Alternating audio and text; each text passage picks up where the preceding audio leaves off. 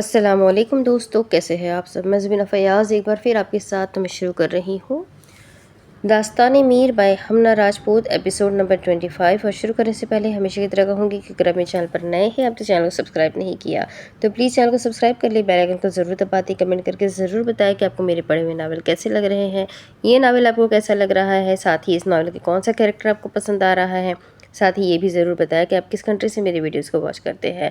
تو ہم اس ناول کو بھی آگے سٹارٹ کرتے ہیں۔ حیدر نکسک سے تیار ہوا اور ڈریسنگ ٹیبل کے سامنے کھڑا 3 پیس سوٹ پہنے، بالوں کو جیل سے نفاست سے سیٹ کیے ہوئے تھا۔ اسرار شاہ کی کئی کال آ چکی تھی جسے وہ نظر انداز کیے ہوئے تھا۔ اس کا دھیان اس وقت اپنے موبائل میں نظر آتے ہوئے نمبر پر تھا۔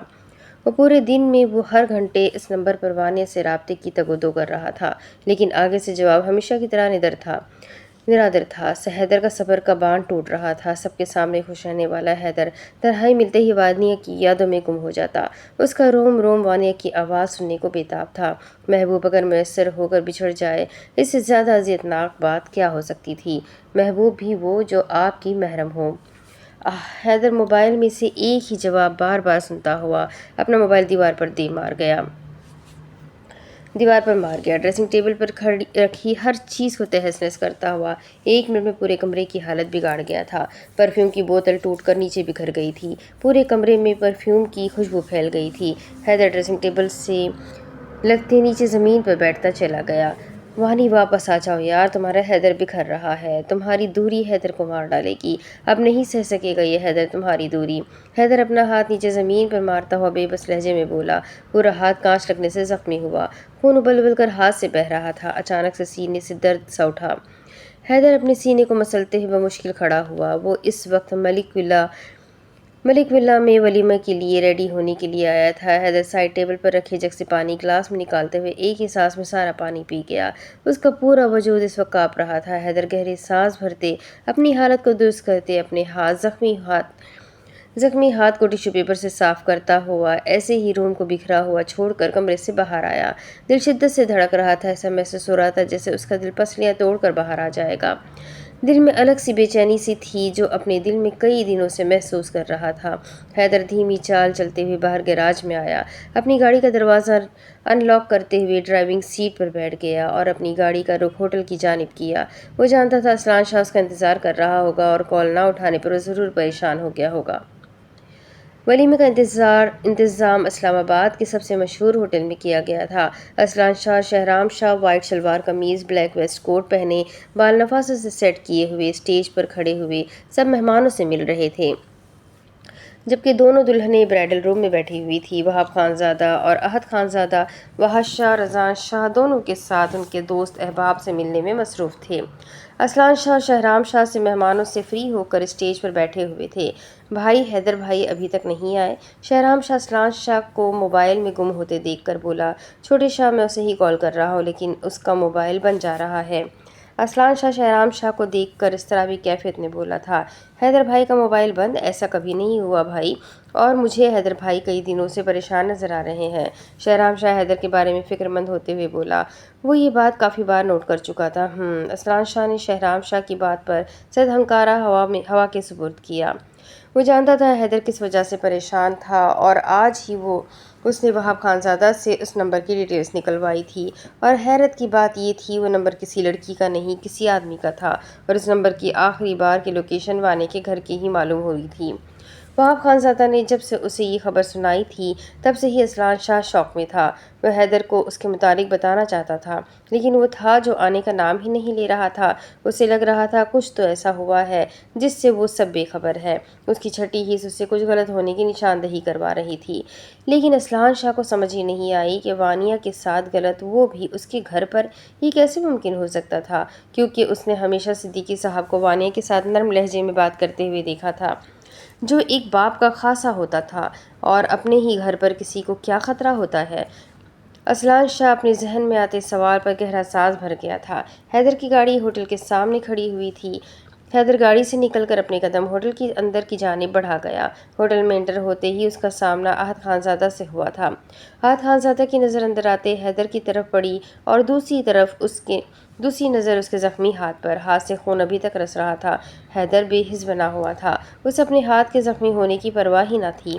احد خانزادہ بھاگ کر اس کی جانب بڑھا اور اس کا ہاتھ تھام گیا۔ اس کے چہرے پر فکر کے تاثرات تھے۔ حیدر بھائی، یہ کیسے ہوا؟ احد خانزادہ اس کا زخمی ہاتھ تھام کر بولا۔ کچھ نہیں ہوا میرے بھائی۔ حیدر احد خانزادہ سے اپنا ہاتھ چھڑواتے اور اس کے گال کو دوسرے ہاتھ سے تھپتھپاتے ہوئے بولا۔ کچھ نہیں ہوا، ہاتھ دیکھیے اپنا، سارا زخمی ہوا ہے، اور آپ ہے جسے اپنے زخم کی پرواہ نہیں ہے، ادھر آئے میرے ساتھ۔ احد خانزادہ اس کی بات پر اسے ڈپٹنے والے انداز میں بولا اور اس کا ہاتھ تھام کر اسے اپنے ساتھ لیے ٹیبل کے پاس رکھی چیئر پر بیٹھا گیا۔ احد میرے بھائی، کچھ نہیں ہوا، چھوٹا سا زخم ہے۔ حیدر اسے اپنا ہاتھ رومال سے صاف کرتے ہوئے بولا۔ احد خانزادہ نے گھور کر اسے دیکھا۔ یہ آپ کو چھوٹا سا زخم لگ رہا ہے؟ احد خانزادہ اس کا ہاتھ اسے دکھاتے ہوئے بولا۔ اس کے ہاتھ کی ہتھیلی پوری طرح سے زخمی تھی۔ حیدر اپنے ہاتھ کی ہتھیلی کو دیکھ کر اپنی زبان دانتوں تلے دبا گیا۔ آپ ادھر ہی رہیں، میں بھی آتا ہوں۔ احد خانزادہ اس سے یہیں رہنے کا کہتے ہوئے باہر کی طرف بھاگ گیا، جبکہ حیدر اپنی ہتھیلی کو دیکھنے لگا۔ کیسے تمہیں بتاؤں میرے بھائی، ہاتھ کے زخمی ہونے سے حیدر کا دل زخمی ہوا ہے۔ ہاتھ پر تو تم مرہم لگا دو گے، لیکن اس دل پر تو صرف مرہم میری وانیہ ہی لگا سکتی ہے۔ میں تو اس کی آواز اور اسے دیکھنے سے ہی محروم ہو گیا ہوں۔ مجھے ایسا لگ رہا ہے جیسے کوئی میرے جسم سے میری روح نکال رہا ہے۔ حیدر اپنا سر چیئر کی بیک پر رکھتے ہوئے بولا، آنکھوں سے آنسو گرتے ہوئے اس کی ہلکی بھوری بیئرڈ میں جذب ہوئے۔ حیدر نے احد خانزادہ کو اپنی طرف آتے دیکھ کر اپنی آنکھوں کو صاف کیا اور چیئر پر سیدھا ہو کر بیٹھ گیا۔ احد خانزادہ اس کے قریب چیئر رکھتے ہوئے اس کے ہاتھ کو تھامتے ہوئے فرسٹ ایڈ باکس سے مطلوبہ مرہم نکالتے اس کے ہاتھ پر لگا گیا۔ حیدر چپ چاپ احد خانزادہ کو دیکھ رہا تھا۔ فرسٹ ایڈ باکس ان کی گاڑی میں ہمیشہ موجود ہوتا تھا۔ اس کے ہاتھ کی اچھی طرح سے ڈریسنگ کرتے ہوئے احد خانزادہ نے حیدر کو دیکھا جو اسے ہی دیکھ رہا تھا۔ چوٹ کیسے لگی آپ کو؟ احد خانزادہ نے سوال کیا۔ پتہ نہیں، حیدر نے مختصر سے جواب دیا۔ آپ روئے ہیں؟ احد اس کی بھیگی پلکوں کو دیکھ کر بولا۔ نہیں، میں کیوں رونے لگا؟ حیدر اس کے سوال پر نظر چراتے ہوئے بولا۔ احد خانزادہ نے اس کا نظر چرانا محسوس کیا تھا۔ آپ کہتے ہیں تو مان لیتا ہوں۔ احد خانزادہ چیئر سے کھڑے ہوتے ہوئے سنجیدہ لہجے میں بولا، جبکہ فرسٹ ایڈ باکس کو وہیں ٹیبل پر رکھ گیا تھا۔ حیدر اس کا سنجیدہ لہجہ محسوس کرتے ہوئے اسے اپنے گلے لگا گیا۔ پریشان نہیں ہو میری جان، میں ٹھیک ہوں اور میں رویا بھی نہیں ہوں، حیدر اسے اپنے گلے لگاتے یقین دلانے والے انداز میں بولا۔ وہ جانتا تھا وہ اپنوں کے معاملے میں وہ بہت حساس اور جنونی ہے۔ چلے، سب انتظار کر رہے ہوں گے۔ احد خانزادہ اس سے گلے لگتے ہوئے اس سے الگ ہوتے ہوئے چہرے پر ہلکی سی مسکراہٹ سجا کر بولا، ہاں چلو۔ حیدر اس کے مسکراتے ہوئے چہرے کو دیکھ کر اپنے چہرے پر مسکراہٹ سجاتے ہوئے اس کے ساتھ اسٹیج کی جانب اپنے قدم بڑھا گیا۔ اسلان شاہ کی نظریں حیدر اور احد خانزادہ کی طرف گئی جو اسٹیج کی طرف ہی اپنے قدم بڑھا رہے تھے۔ اسلان شاہ حیدر کو دیکھ کر چیئر سے کھڑا ہوا۔ تب تک وہ دونوں بھی ان کے قریب آ چکے تھے۔ تم کہاں رہ گئے تھے اور تمہارا موبائل کیوں اب جا رہا تھا؟ اسلان شاہ حیدر کو دیکھ کر ایک ہی سانس میں سوال کر گیا۔ حیدر دیکھ سکتا تھا اسلان شاہ کے چہرے پر اپنے لیے فکرمند والے تاثرات تھے۔ میں باہر تھا میرے یار اور میرا موبائل ٹوٹ گیا تھا، اس لیے حیدر اس کے کندھے پر ہاتھ رکھتے ہوئے بولا، جبکہ احد خانزادہ نے اس کے جھوٹ بولنے پر اس کی طرف دیکھا۔ وہ کچھ تو چھپا رہا تھا، یہ بات احد خانزادہ جانتا تھا، لیکن کیا؟ حیدر بھائی، یہ آپ کے ہاتھ پر کیا ہوا ہے؟ شہرام شاہ اس کے ہاتھ پر سفید پٹی بندھی ہوئی دیکھ کر بولا۔ یہ باہر مجھ سے گلاس ٹوٹ گیا تھا تو گلاس کا کانچ چپ گیا۔ حیدر شہرام شاہ کو جواب دیتے ہوئے اپنا ہاتھ اپنے پیچھے کی جانب کر گیا۔ وہ خود پر اسلان شاہ کی ایکس رے کرتی ہوئی نظروں کو محسوس کر سکتا تھا۔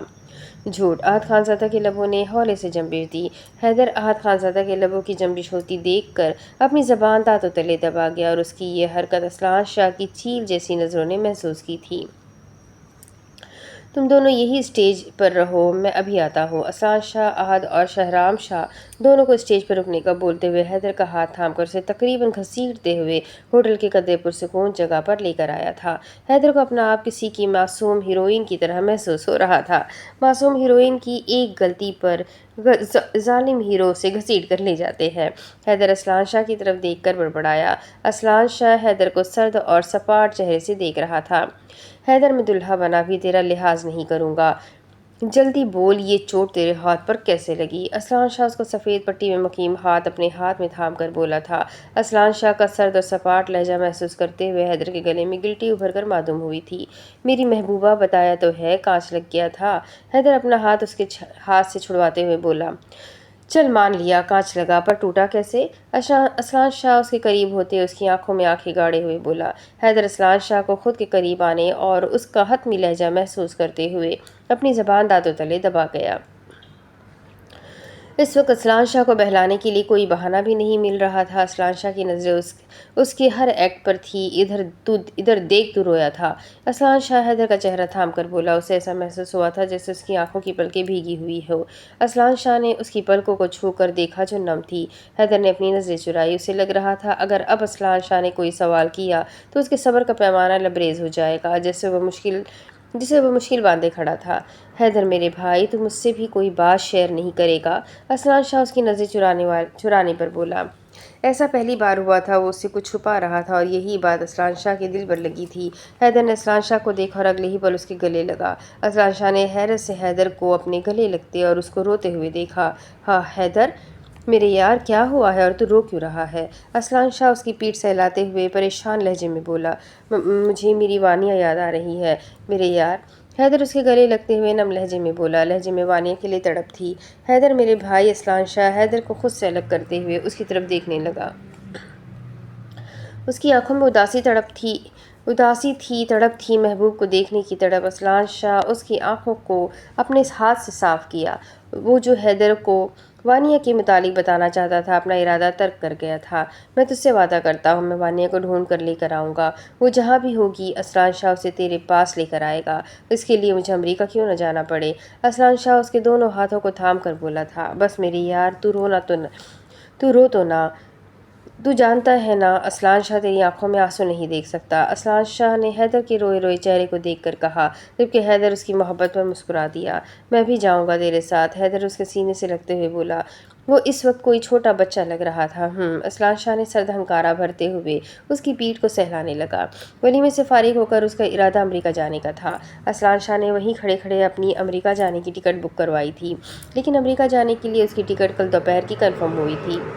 حیدر اور اسلان شاہ واپس اسٹیج پر آئے تھے۔ اسٹیج پر اس وقت شہرام شاہ موجود تھا، جبکہ احد خانزادہ وہاب خانزادہ کے بلانے پر اس کے پاس چلا گیا تھا۔ شہرام شاہ نے اسلان شاہ سے آنکھوں سے خیریت معلوم کرنی چاہیے۔ اسلان شاہ نے سر کو اسبات میں ہلا کر اسے مطمئن رہنے کا اشارہ کیا تھا۔ احد خانزادہ جو وہاب خانزادہ کے بلانے پر اس کے پاس گیا تھا، وہاب خانزادہ کے ہاتھ میں 4 فائل دیکھ کر ناسمجھی سے اسے دیکھنے لگا۔ یہ کیا ہے بھائی؟ احد خانزادہ نے سوال داغا۔ شادی کا تحفہ ہے، ہماری دونوں بہنوں کے لیے۔ وہاب خانزادہ ان میں سے ایک فائل اس کی طرف بڑھاتے ہوئے بولا۔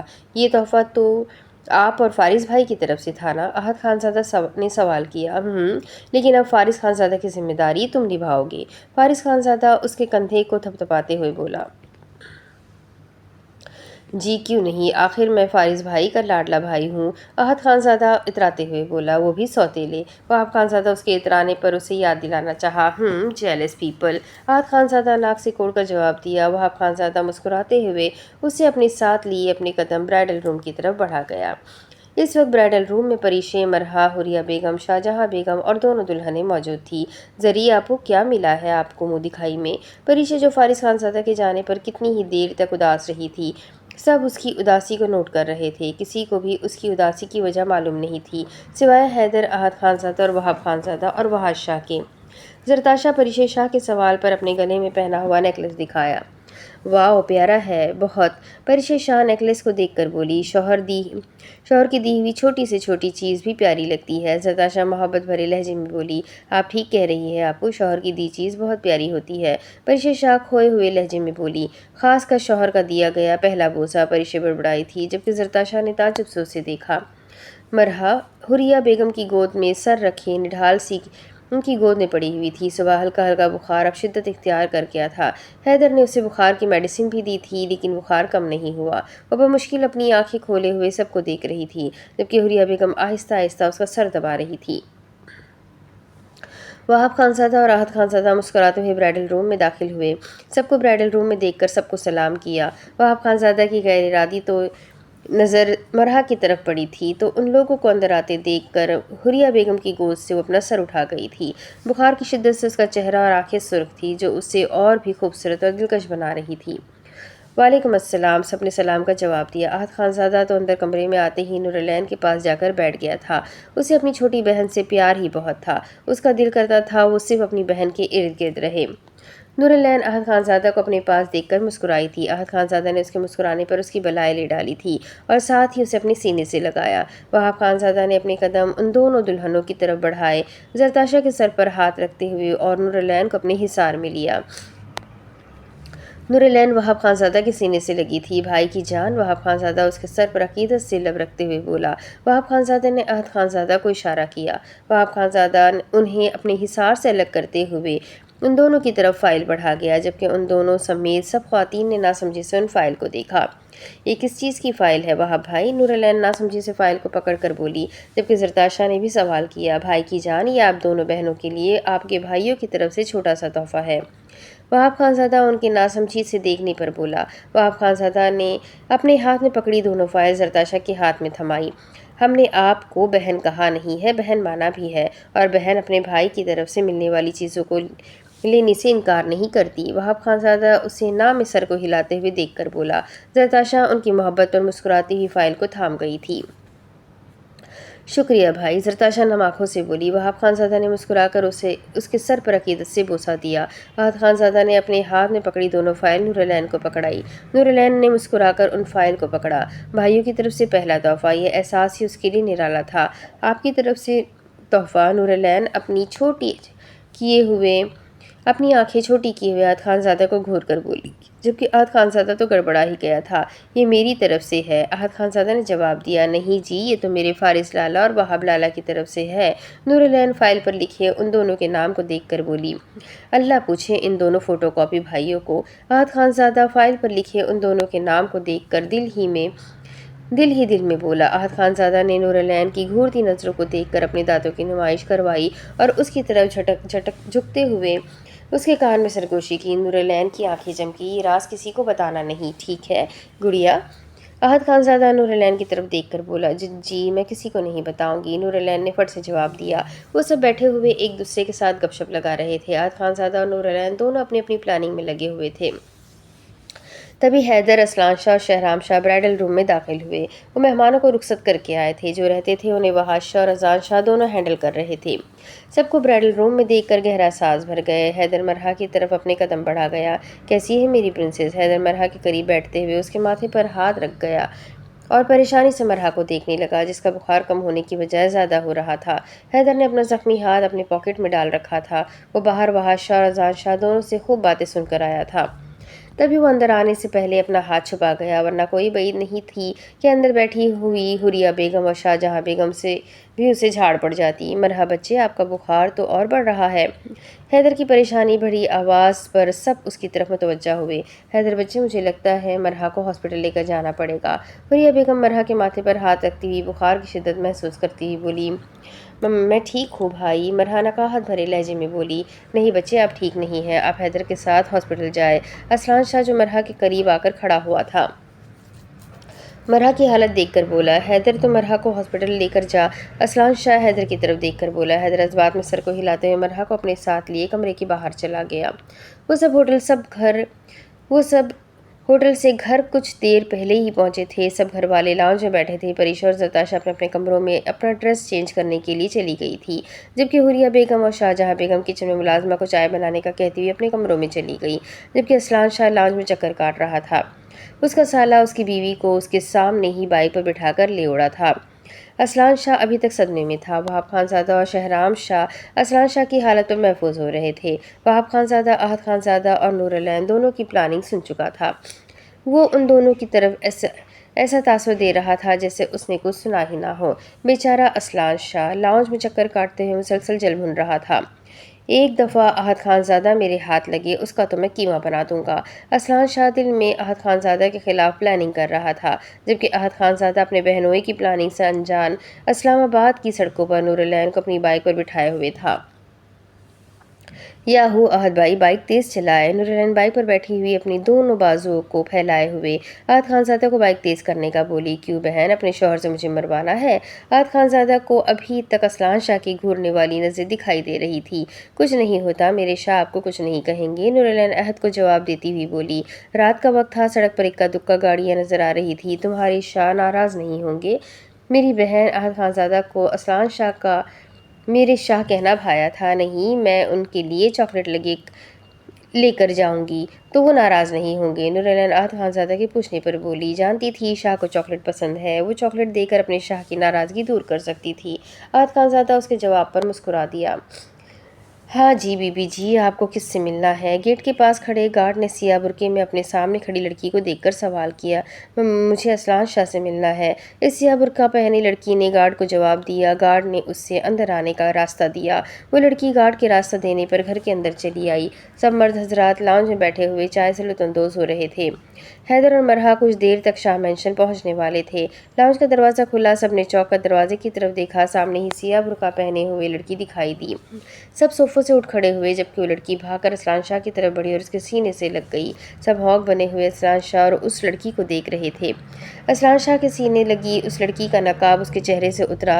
वही सब लोगों को उस लड़की का चेहरा देखकर हैरत का झटका लगा, जबकि असलान शाह का पूरा वजूद उसका चेहरा देखकर ज़लज़लों की ज़द में आया था। वानिया, ये तुम हो? असलान शाह फटी फटी निगाहों से उसके चेहरे को देखकर बोला। ये वो वानिया नहीं थी जिसे उसने 1 महीने पहले देखा था। सामने खड़ी लड़की उसकी बहन नहीं लग रही थी। चेहरे पर जगह जगह जख्मों के निशान, होठ फटे हुए, आंखों के नीचे हल्के। असलान शाह का रोम रोम वानिया की हालत देखकर कांप उठा था। वहां पर खड़े सब लोगों का हाल भी असलान शाह से कम नहीं था। वानिया असलान शाह के सीने से लगी फूट फूट कर रो रही थी। उसकी सिसकियां पूरे शाह मेंशन में गूंज रही थी। असलान शाह ने वानिया के गिर्द अपना हिसार बनाया, जिसका पूरा वजूद काँप रहा था। असलान शाह ने काँपते हाथों से वानिया को अपने हिसार से अलग करते उसे सोफे पर बिठाया और खुद पंजों के बल उसके करीब बैठा। वानिया सोफे पर बैठी अभी तक काँप रही थी। सिसकियाँ थी जो अभी तक उसकी शाह मेंशन में गूंज रही थी। असलान शाह ने अपनी आंखों को साफ किया। उसका दिल वानिया की हालत देख कर कट सा गया था। असलान शाह ने वानिया के दोनों हाथों को थामने के लिए अपने हाथों को बढ़ाया। उसके हाथ वहीं रास्ते में साकित रह गए। नहीं, ये क्या हो गया वानिया? असलान शाह उसके हाथों को देखकर ज़मीन पर बैठता इस तरह भी कैफियत में चिल्लाया, जिसके हाथों को बुरी तरह से जलाया गया था। कलाइयों पर रस्सी के बांधने के निशान उसके ऊपर हुए जुल्म की दास्तान थी। वहाँ शाहजहान शाह, शहराम शाह और वहाब खानज़ादा, सबकी आंखें अश्कबार थी। किसी में हिम्मत नहीं थी वो वानिया की तरफ अपने कदम बढ़ाते। असलान शाह ने नम आँखों और कांपते हाथों से वानिया के हाथ को अपने हाथ की हथेली पर रखा। उसके हाथ की दोनों हथेलियों पर जगह जगह कट लगे हुए थे। वानिया, ये किसने किक किया? असलान शाह उसकी हथेली पर हल्की हल्की फूंक मारते हुए बोला। वानिया ने असलान शाह के सवाल पर अपनी सुनहरी मुतरन्नुम आँखों से असलान शाह को देखा। बाबा। वानिया बाबा लफ्ज़ बोलती हुई एक बार फिर फूट फूट कर रो पड़ी। अपने दोनों पाँव को सोफे पर रखती वो सिमट कर बैठ गई। सबने नासमझी से वानिया को देखा। असलान शाह को लगा वो अब सांस नहीं ले सकेगा। सामने सोफे पर सुकड़ी सिमटी बैठी लड़की के पांव तक जख्मी थे। लाउंज में खड़े पांचों मर्दों को वानिया की बिखरी जख्मों से चूर हालत ने उन्हें रुला दिया। उन सब का दिल उस पर हुए जुल्म पर कांप उठा था। उनका हाल ऐसा था तो फिर हैदर का हाल उन सब से बुरा होने वाला था। असलान शाह तो हैदर का सोच कर ही कर्ब से अपनी आंखें मीच गया। मुझे बताओ, ये तुम्हारी हालत किसने की? असलान शाह सोफे पर बैठते हुए वानिया के कांपते हुए वजूद को देखकर बोला। भाई, उन्होंने मेरे साथ मेरे बाबा मामा को मार दिया। वानिया असलान शाह के सीने लगती हुई ऊंची आवाज़ में रोती हुई बोली। किसने सिद्दीकी अंकल को मारा? वानिया, बताओ मुझे। असलान शाह उसे खुद से अलग करते हुए उसके कंधों से पकड़ते हुए बोला। ताया अबू ने बाबा को मार दिया। वानिया गहरे गहरे सांस लेती हुई बोली। सारी हिम्मत वो हार चुकी थी। पाकिस्तान कैसे पहुंची ये वही जानती थी। या अल्लाह! शहराम, पानी लेकर आओ। असलान शाह शहराम शाह को देखकर चिल्ला कर बोला। शहराम शाह अगले ही पल किचन की जानिब भाग गया और जल्द से पानी का गिलास असलान शाह को पकड़ा गया। असलान शाह ने पानी का गिलास वानिया के मुंह के करीब किया। वानिया ने एक घूंट पानी पिया। वानिया को पानी का एक घूंट भी अपने पूरे वजूद के अंदर तक जाता हुआ महसूस हुआ। वो नहीं जानती थी 1 महीने में उसने कब कब पानी पिया, कब कब उसे खाने को कुछ मिला। पानी पीते ही वानिया की हालत निढाल सी हो गई और पीछे सोफे पर टेक लगाती हुई सुकड़ कर बैठ गई। वहाब खानज़ादा ने अपने कदम सोफे पर सुकड़ कर बैठी वानिया की तरफ बढ़ाए। सोफे की एक साइड पर बैठे असलान शाह के कंधे पर हाथ रखा, जो खामोशी से वानिया को देख रहा था। वानिया बच्चे, वहाब खानज़ादा ने वानिया को पुकारा, जो उसकी पुकार पर खाली खाली नज़रों से देखने लगी। मैं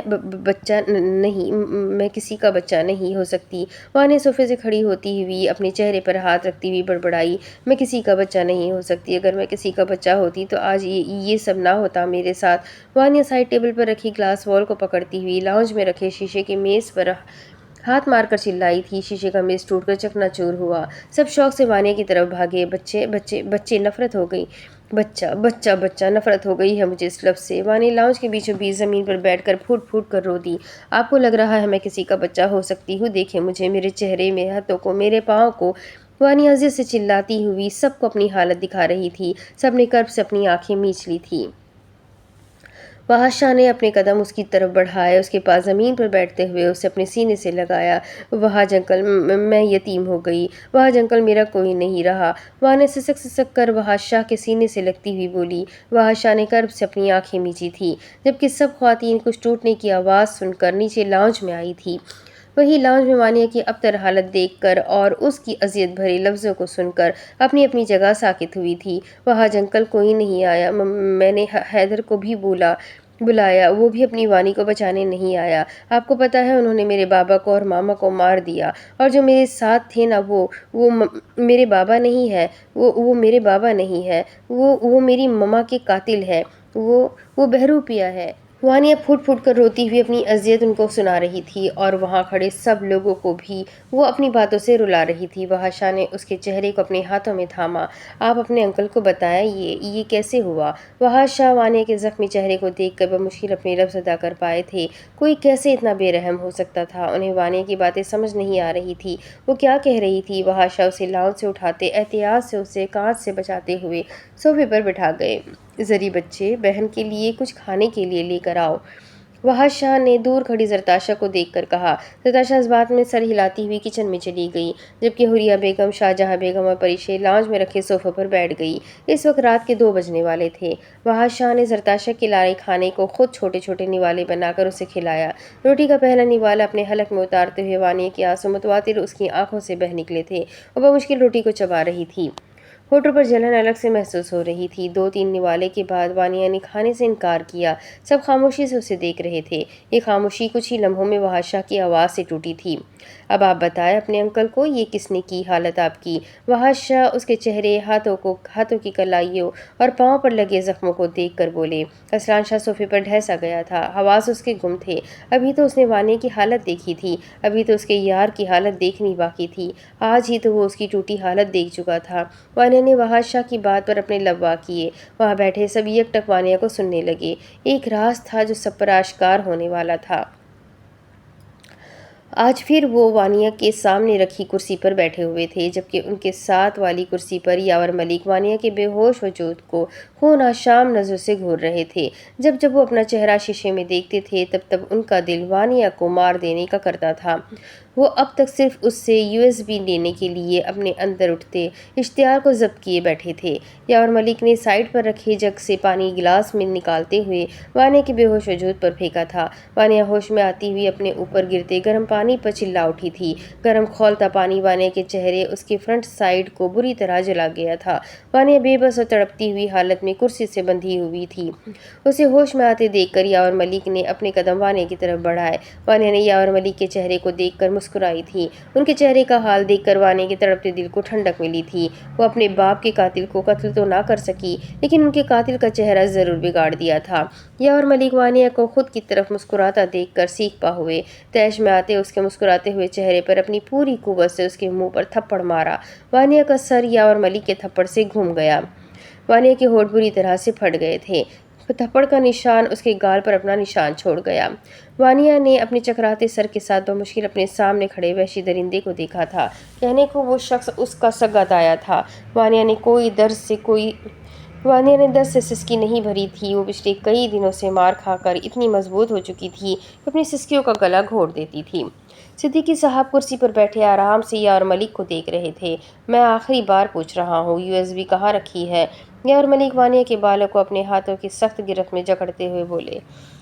میں بھی کتنی بار بول چکی ہوں، وہ USB تم لوگوں کو نہیں دوں گی۔ وانیہ اپنے سر میں ہوتی درد کو برداشت کرتی ہوئی بولی۔ اس کے انکار پر یاور ملک کا پارا ہائی ہوا۔ اس کے بالوں کو جھٹکے سے چھوڑتے ہوئے کمرے کے دروازے کے باہر کھڑے ہو کر یاور ملک نے اپنے وفادار ساتھی کو پکارا۔ اگلے ہی پل وہ اس کے سامنے حاضر تھا۔ حکم باس۔ اپنے ہاتھ کو باندھے ہوئے وہ اپنے باس کے حکم کا منتظر کھڑا تھا۔ میرا باکس اور کھولتا ابلا پانی مجھے 5 منٹ کے اندر اندر چاہیے۔ یاور ملک اپنے وفادار ساتھی کو اپنا حکم سناتے ہوئے واپس کمرے میں چلے گئے، جبکہ اس کا وفادار ساتھی اپنے باس کے حکم کو سنتے ہی غائب ہوا۔ یاور ملک کمرے میں واپس آتے ہوئے اپنی کرسی کو وانیہ کے سامنے رکھتے ہوئے بیٹھے۔ وانیہ بمشکل اپنی آنکھیں کھولے ہوئے یاور ملک کو دیکھ رہی تھی۔ وہ ان کے ظلم کی انتہا دیکھنا چاہتی تھی۔ وہ مر جائے گی لیکن وہ USB انہیں کبھی نہیں دے گی۔ وہ USB کے اندر کی حقیقت نہیں جانتی تھی، لیکن مقابل لوگوں کے لیے وہ USB کتنی ضروری تھی وہ یہ کئی دنوں سے دیکھ چکی تھی۔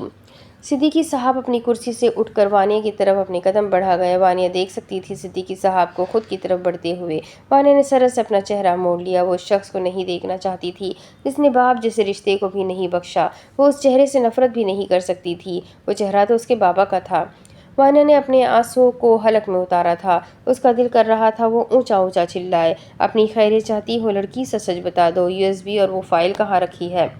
صدیقی صاحب وانیہ کا چہرہ اپنے ہاتھوں میں بری طرح دبوچتے ہوئے بولے۔ صدیقی صاحب کی کلائی پر کچھ بنا تھا۔ وانیہ نے غور سے دیکھا اور اپنا چہرہ ان کی گرفت سے چھڑوانے کی تگ و دو کرنے لگی۔ صدیقی صاحب نے اس کے جلے چہرے پر اپنی انگلیاں دھسائی تھیں۔ وانیہ درد سے تڑپی تھی۔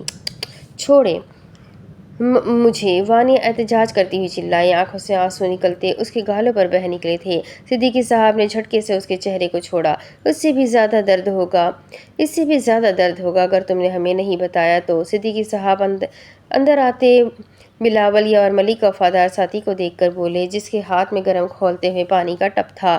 وانیہ پانی سے بھاپ نکلتی دیکھ کر سہم گئی تھی۔ اس نے خوف سے یاور ملک کو دیکھا جس کے چہرے پر شیطانیت ٹپک رہی تھی۔ وانیہ کے ہاتھ پاؤں سے جان نکل رہی تھی۔ یاور ملک نے بلاول کو مخصوص اشارہ کیا۔ اگلے ہی پل بلاول نے گرم کھولتا پانی وانیہ کے پاؤں کے پاس رکھا، جبکہ بلاول وہیں پر کھڑا وانیہ کے ہاتھ کھول رہا تھا۔ آخری موقع لڑکی، بتا دو ورنہ، یاور ملک نے بے تاثر اور دھمکی بھرے لہجے میں بولے۔ صدیقی صاحب کمرے سے جا چکے تھے۔ کتنے ہی دنوں سے وہ وانیہ سے USB کے بارے میں پوچھ چکے تھے، لیکن اس کا جواب نہ ہی تھا۔ اس پر وہ ہر طرح کا تشدد کر چکے تھے۔ نہیں بتاؤں گی، وانیہ اپنے لہجے کو مضبوط کرتی ہوئی بولی۔ یاور ملک نے سمجھنے والے انداز میں سر کو ہلایا۔ ٹھیک ہے، مرضی ہے تمہاری لڑکی، میں تو تمہیں موقع دے رہا تھا، لیکن تمہیں موقع راز نہیں آیا۔ اب جو تمہارے ساتھ ہوگا وہ تم ساری زندگی یاد رکھو گی، یاور ملک ایک ایک لفظ چباتے ہوئے بولے۔ اگلے ہی پل وانیہ کی چیخیں پورے کمرے میں گونج اٹھی تھی۔ بلاول نے وانیہ کے دونوں پاؤں کو کھولتے گرم پانی میں ڈبا دیا۔ وانیہ کی دردناک چیخیں کمرے میں ابھی تک گونج رہی تھی۔ وانیہ پھڑپھڑا کر اپنے پاؤں کو گرم پانی سے نکالنے کی تگ و دو کرنے لگی۔ بلاول کی گرفت اس کے پاؤں پر سخت تھی۔ وانیہ نفی میں سر کو ہلاتی ہوئی اپنا سر پیچھے کرسی کی ٹیک سے لگا گئی۔ اگر ایسے ہی مرنا تھا تو اسے مرنا قبول تھا۔ یاور ملک کو اس کی چیخنے نے الگ سا سکون دے رہا تھا۔ اسے روتے سسکتے اور تڑپتے نہ دیکھ کر یاور ملک نے اس کے دونوں ہاتھوں کو اپنے ہاتھوں کی گرفت میں لیا، اپنی پاکٹ سے لائٹر نکالا۔ نہیں، وانیہ چیختی چلاتی رہ گئی، جبکہ یاور ملک اس کے دونوں ہاتھوں کی ہتھیلیوں کو جلا رہے تھے۔ پوری 5 منٹ تک وہ اس کے ہاتھ کی ہتھیلیوں کو لائٹر سے جلاتے کرسی سے اٹھ کھڑے ہوئے۔ وانیہ ساکت کرسی پر بیٹھی ہوئی بے ہوش ہو چکی تھی۔ یاور ملک ایک نظر اس کے بے ہوش وجود کو دیکھ کر کمرے سے باہر چلے گئے۔ ان کے پیچھے بلاول بھی کمرے سے باہر چلا گیا۔ کمرے کو وہ آج بند نہیں کر کے گئے تھے، ان کے مطابق مقابل چلنے کے لائق نہیں رہی تھی۔ رات کا وقت تھا۔ یاور ملک اور صدیقی صاحب گیسٹ روم میں بیٹھے ہوئے تھے۔ تبھی یاور ملک کا وفادار ملازم بلاول گھبراتے ہوئے اندر کمرے میں آیا۔ دونوں نے چونک کر بلاول کے گھبرائے ہوئے چہرے کو دیکھا۔ बॉस बिलावल अपने चेहरे पर आए पसीने को अपने हाथ की हथेली से साफ करते हुए यार मलिक को देखकर बोला, क्या हुआ है? यार मलिक अपनी जगह से खड़े होते हुए बोले, बॉस एक लड़की की मौत हो गई है, जबकि 2 लड़कियां बीमार हैं। बिलावल यार मलिक के संजीदा चेहरे को देखकर बोला। यार मलिक ने सर्द निगाह बिलावल पर डाली। बिलावल, तुम्हारे पास आधा घंटा है, मुझे किसी भी हाल में लड़की चाहिए। तुम जानते हो हमें ये लड़कियों की डील 3 दिनों तक समंदर के रास्ते किसी भी हाल में पाशा तक पहुंचानी है। पाशा ने हमें 1 माह का वक्त दिया था, लेकिन तुम लोगों की नाअहली की वजह से हमारी डील का वक्त 1 माह से ज़्यादा हो रहा है। अगर ये सब लड़कियां पाशा तक नहीं पहुंची तो हमें कितना नुकसान होगा, इसका तुम सोच भी नहीं सकते। यार मलिक दहाड़ते हुए बोला, जाओ जल्दी, मुझे किसी भी हाल में सारी लड़कियां पूरी चाहिए। यार मलिक अपने सर को थामते हुए कमरे का चक्कर लगाते हुए बोल रहे थे, जी बॉस। बिलावल उसकी दहाड़ पर स्टिल खड़ा था, जैसे वो उसकी दहाड़ने का आदी हो। तुम्हें कहीं जाने की ज़रूरत नहीं है। बिलावल सिद्दीकी साहब अपनी जगह से उठकर यार मलिक के करीब खड़े होते हुए बोले।